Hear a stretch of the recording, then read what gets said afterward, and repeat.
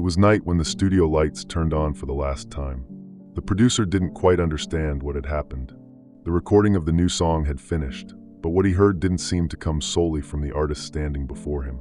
There was something in her voice, something in the way each word was spat into the microphone, as if an invisible presence dictated every syllable.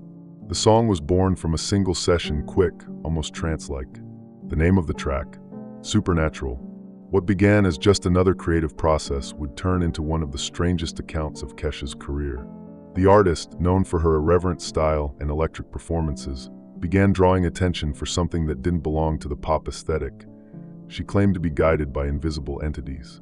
During interviews, she didn't hesitate to say she felt presences while composing, and that certain spiritual rituals helped her connect with something greater or darker. But what really happened inside that studio? And more importantly, who or what was guiding her hands during the creation? Welcome to another night where mysteries never sleep. I'm Midnight, and this is 7 Nights. Before we begin, I'd like to ask for your help. Like the video, leave a comment, and subscribe to the channel. It's just one click, but it makes a huge difference for YouTube to recommend these videos to more people, and for me to keep bringing this content to you. I'm counting on you. Let's dive into the video.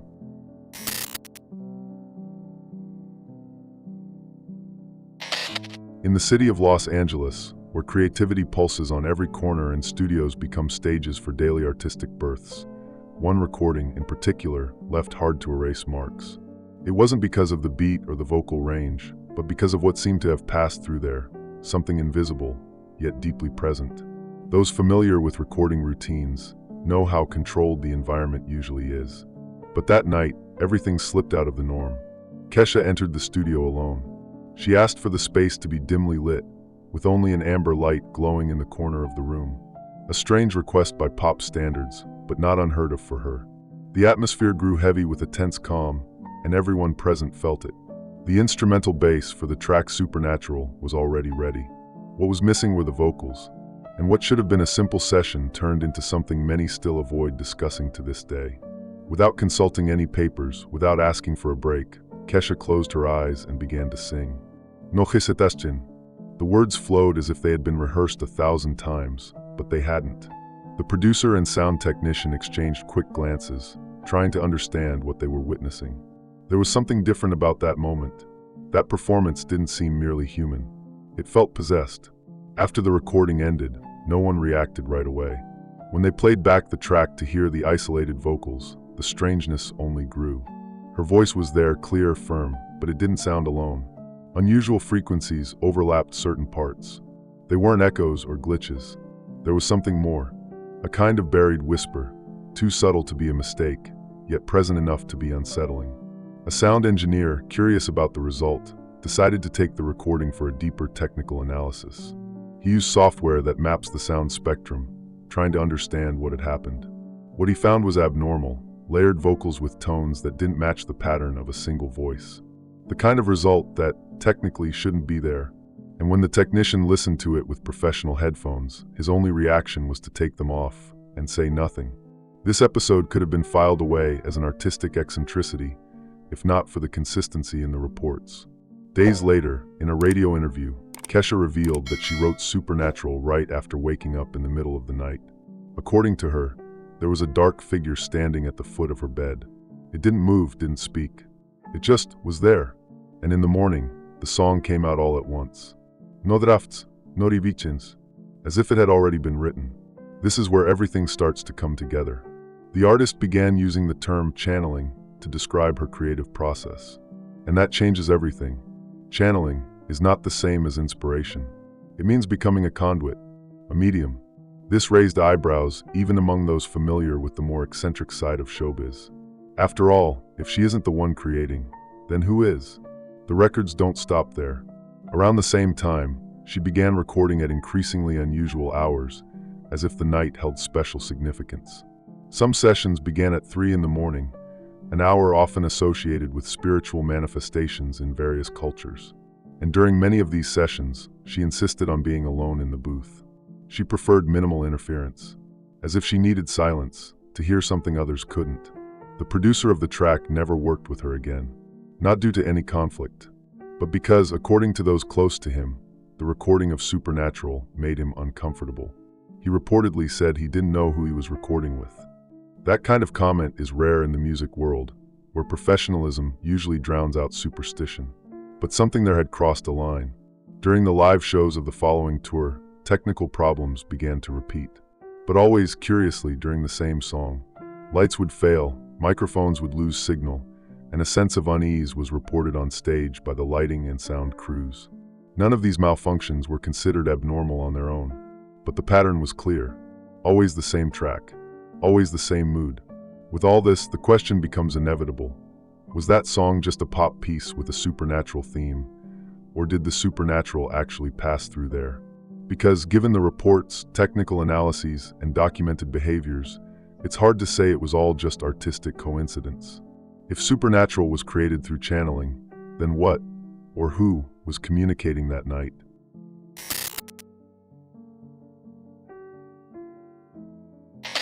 While most artists rely on focus, rehearsals, and technical support before stepping onto the stage, Kesha seems to have adopted a very different approach. Behind the scenes of major performances, far from the flashes and the press, she usually sets up a space of her own, a kind of improvised altar. There, among lit candles, energetic crystals, and symbolic objects, she prepares. But prepares for what, exactly? According to accounts from her own team, these rituals aren't occasional. They're part of the routine. On some occasions, she demands complete silence before a show.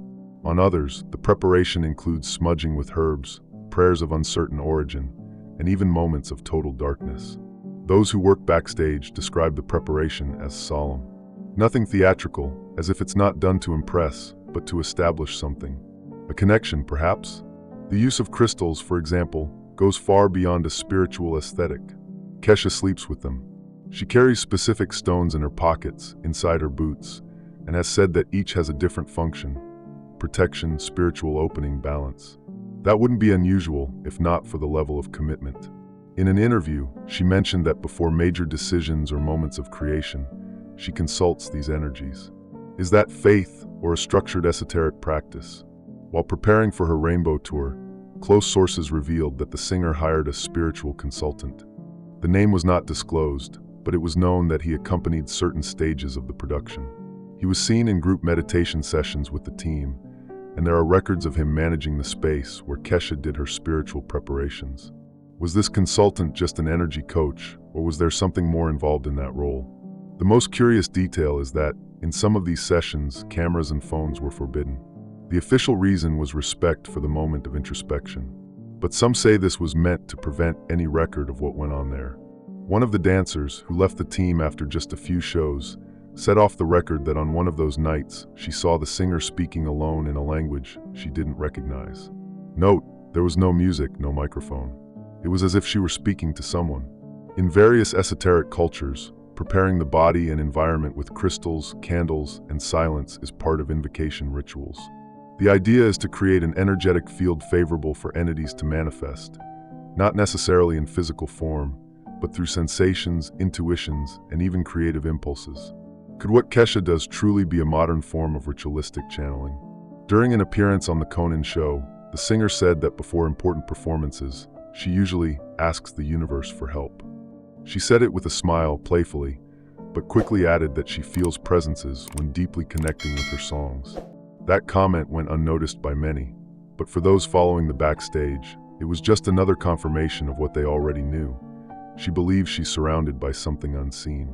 And what if all this preparation is more than superstition? What if the stage isn't just a place of performance, but also of manifestation? The repetition of these rituals, the specific use of stones, the candles, the moments of absolute silence, all of this forms a pattern. And in every consistent pattern, there is intention. What is being intended here? Some pop culture analysts claim that artists like Kesha aren't just creating music, but performing mass ritualistic ceremonies. Not in the theatrical sense, but in the energetic. The songs would be tools, the lyrics enchantments, and the shows a kind of modern ceremony with a large audience. An exaggerated theory? Maybe, but the structure is there. During the High Road Tour, journalists who followed the backstage noticed something strange. In several cities, one of the first dressing room requests was the installation of specific mirrors in strategic locations. According to the team, this helped the flow of energy. But who defines that kind of flow? And why? It's hard not to wonder if there's something more, something not clearly stated, but strictly followed. At many moments, Kesha's behavior seems to reveal that the creative and performative process is no longer just about music. It becomes a sensory, almost ritualistic experience. And for some, this transformation wasn't merely aesthetic. It was spiritual. But spiritual in what way? If these practices truly work as portals of communication, then the stage, the studio, and even the backstage become places of passage. Places where something or someone might be waiting to be invoked.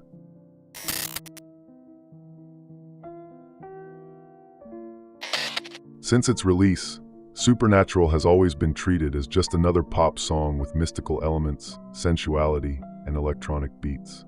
But for those who listen closely, and especially for those who analyze the context, this track seems to hide much more than it appears. The words, the symbols, and even the structure of the song reveal signs that, together, suggest something deeper. Something that may go beyond art. Could we be looking at a portal disguised as a hit? Let's start with the name, Supernatural. It's not a random choice.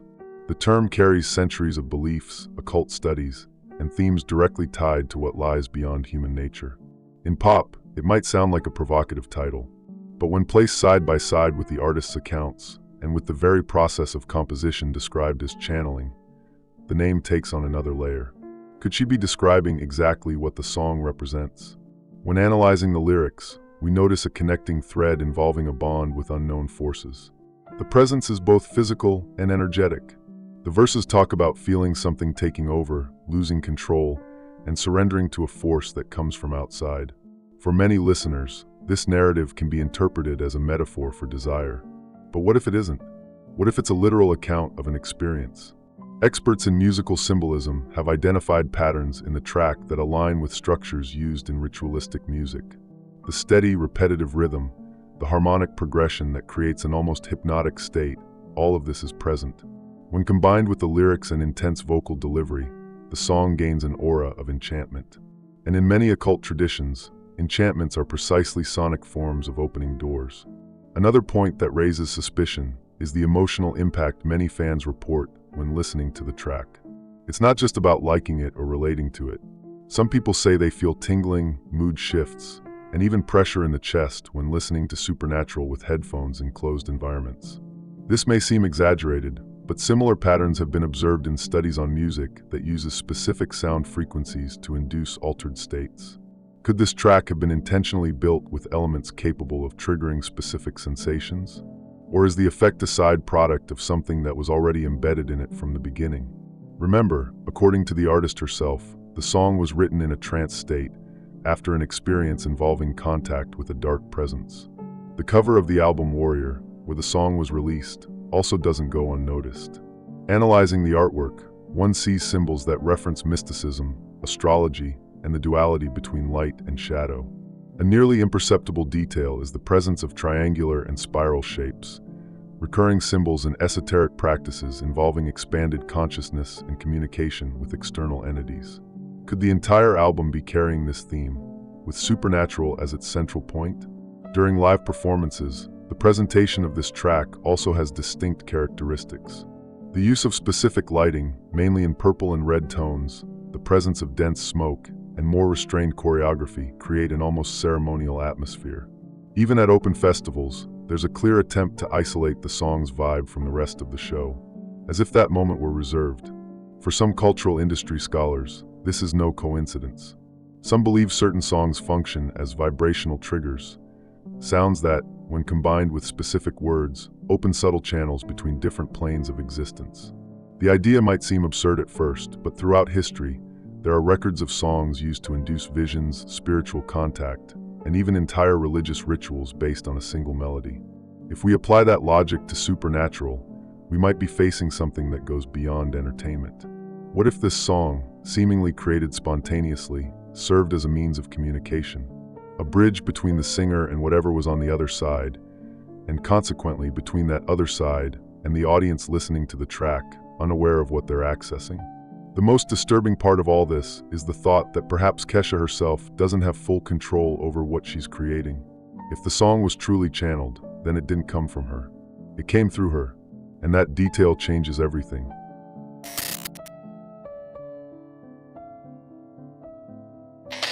What Kesha revealed may seem isolated at first glance. An artist with unconventional methods who writes songs under the influence of spiritual experiences. So far, it sounds like something that fits within artistic eccentricity.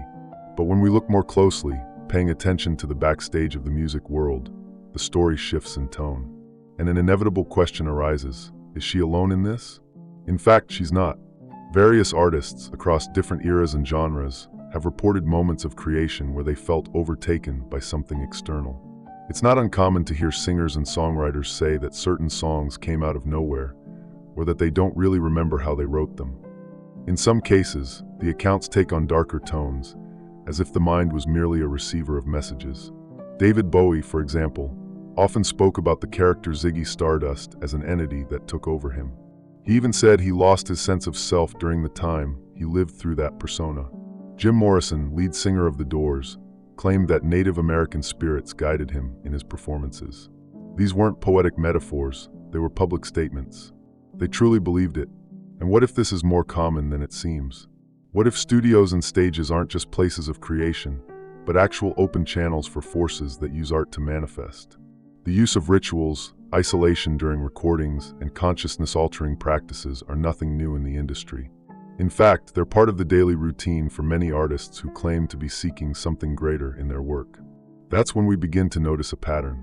The repeated use of occult symbols in music videos, ambiguous lyrics with esoteric references, choreographies that repeat across different artists. All of this could be just aesthetic, or not. Because when these elements appear so frequently, coming from artists who don't always share producers or directors, coincidence begins to lose credibility. Beyoncé, for instance, has stated that her alter ego Sasha Fierce is a presence that takes over her on stage. She doesn't use that name as a mere character. In interviews, she said Sasha appears when she needs strength to perform and that she feels different during those moments.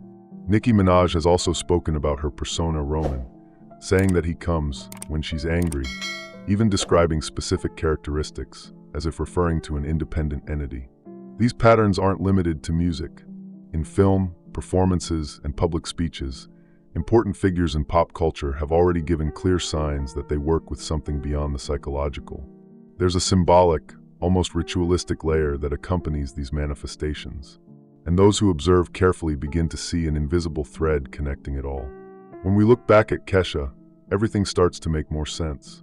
The composition process of Supernatural, the rituals before shows, the language she uses to describe her experiences, it all fits a model that has appeared before with other names in other eras.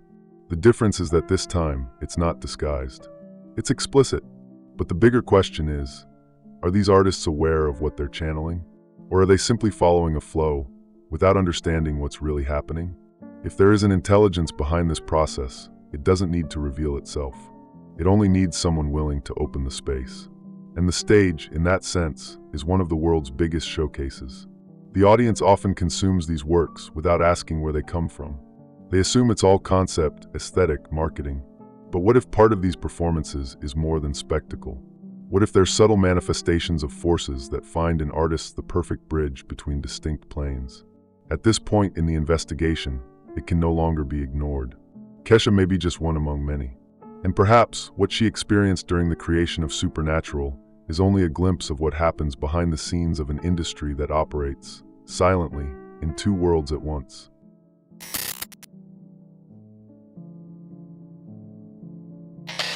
When observing the music videos, album covers, and performances of some of the biggest names in pop music, certain visual patterns begin to repeat with an unsettling insistence. Lone eyes, pyramids, occult symbols, and choreographed rituals. Is this just aesthetics? Or are we witnessing a symbolic language carefully planted, and perhaps authorized by forces higher than the stage? In Kesha's case, these images appear with impressive frequency, especially in the projects released between 2010 and 2013. The track Supernatural is no exception. The Warrior album artwork itself already evokes a mystical universe, with sacred geometry and astral elements. But this visual style, far from being exclusive, appears across dozens of artists under different labels. The question becomes inevitable. Why do they all follow the same script? It's not an unfounded theory. Throughout history, discrete societies have used symbols to recognize and communicate with each other. And when these same symbols begin appearing in the world's most popular cultural showcases, the signal is clear. There is something behind the curtain, an invisible script that repeats across different artists, with different producers and directors, yet with a symbolic unity that seems carefully maintained. In videos like Die Young, Kesha appears surrounded by imagery evoking invocations, arcane geometries, and masked figures. In Praying, the elements intensify: giant eyes, animalistic presences, symbolism of pain, rebirth, and control. For those who study visual occultism, these scenes aren't just dramatic effects. They follow patterns used in rituals of spiritual exposure. This use is not restricted to music videos. Backstage reports speak of specific visual demands made by directors and creative consultants, figures who, in many cases, have ties to esoteric schools or philosophical movements focused on the symbolic manipulation of art. Does that mean the artist always knows what they're representing? No, but someone somewhere along the production chain knows exactly what they're doing. Some claim these images have no effect, that they're merely a stylistic choice to stand out. But then why are they repeated with such precision? Why do they appear even when they don't match the tone of the music? And more importantly, why do they emerge especially during moments of vulnerability or public rupture for artists, such as crises, emotional exposure, or drastic image transformations? In Kesha's case, this symbolic aesthetic intensified at the exact time she was reporting channeling experiences. The coincidence becomes hard to ignore. Did the industry identify in that spiritual connection an opportunity to deepen an aesthetic it had already been cultivating for years? Or was it merely exploiting something that was already in motion? Researchers of semiotics and media culture have already identified more than 20 esoteric symbols in just 3 of the singer's videos. And these are not subtle appearances. They are central elements, highlighted by lighting and camera focus, always present at key moments in the audiovisual narrative. When this repeats so many times, it's no longer coincidence. It's design. And this is where one of the most debated theories of recent years comes in, that the music industry is a silent mechanism of collective manipulation, not just of behavior, but of sensitivity, using images, sounds, and messages carefully programmed to shape perceptions and generate specific emotional states. It's not about selling records. It's about guiding flows of consciousness. Within this scenario, Kesha may have been a key piece. Someone who, by opening herself to the unknown, allowed a different frequency to pierce the veil. Perhaps she didn't create this connection at the industry's request, but once it emerged, someone noticed and used it.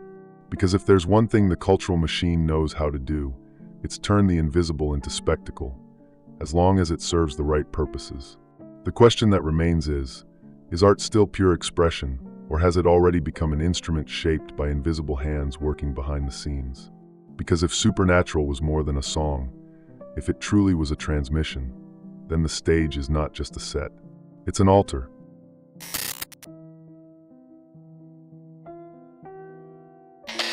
After everything that's been revealed, one inevitable question keeps echoing. When an artist like Kesha claims to have connected with something beyond the natural during her creative process, does it all end when the song ends? Or is this kind of door, once opened, simply never closed again? Time has passed, but certain details remain, like signs left behind on purpose. Even though Kesha talks less and less about spirituality in interviews, her relationship with the mystical hasn't vanished. It's just changed tone. Today, she avoids the spotlight when it comes to this subject.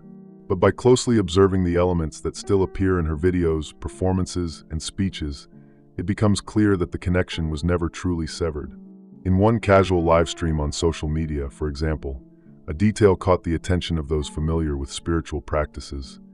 In the background, a discreetly arranged altar. Crystals, drawn symbols, an image covered with cloth. Nothing was explained or mentioned, but it remained in the frame the entire time. And as always, what's not said still communicates. Other artists who have claimed similar experiences often report the same feeling, that what was awakened during certain creative moments never completely goes away, that the sensation of someone nearby becomes part of daily life. And if that's also happening with Kesha, it wouldn't be surprising. After all, the process she described, the sensations, the rituals, the way the songs came to her, follows a known pattern in channeling practices. Today, Kesha rarely speaks as openly about presences or channeling as she did during the supernatural era. And that could mean many things. Maybe she's learned that not everything should be shared with the public. Or perhaps she's realized that once you speak too much about certain things, they start happening more often. Silence can also be a form of respect. But even with fewer words, the signs remain visible. Lyrics suggesting duality, recurring symbols, discrete spiritual themes. What was once spoken directly now appears hidden in the details. This suggests that the door, if it was ever opened, may never have been locked. And more importantly, maybe it was never meant to be. There's no need to state anything with certainty. Sometimes the traces tell the story themselves.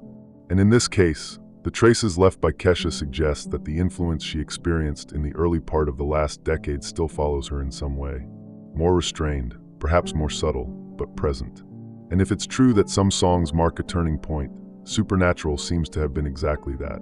Not just for her career, but for everything that followed.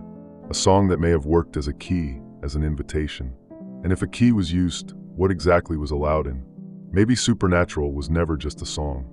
Maybe it was the moment when art, spirituality, and something inexplicable crossed paths in a way that not even Kesha could have imagined where it would lead. The signs were all there, in the rituals, in the words, behind the scenes. Not as scattered clues, but as parts of a process that unfolded before millions without most even realizing what was truly happening. This story is just one piece, and one day, maybe you'll see the whole puzzle. If this made you think too, subscribe and like the video. It helps the channel grow. Don't forget to share it, because more voices mean more discoveries.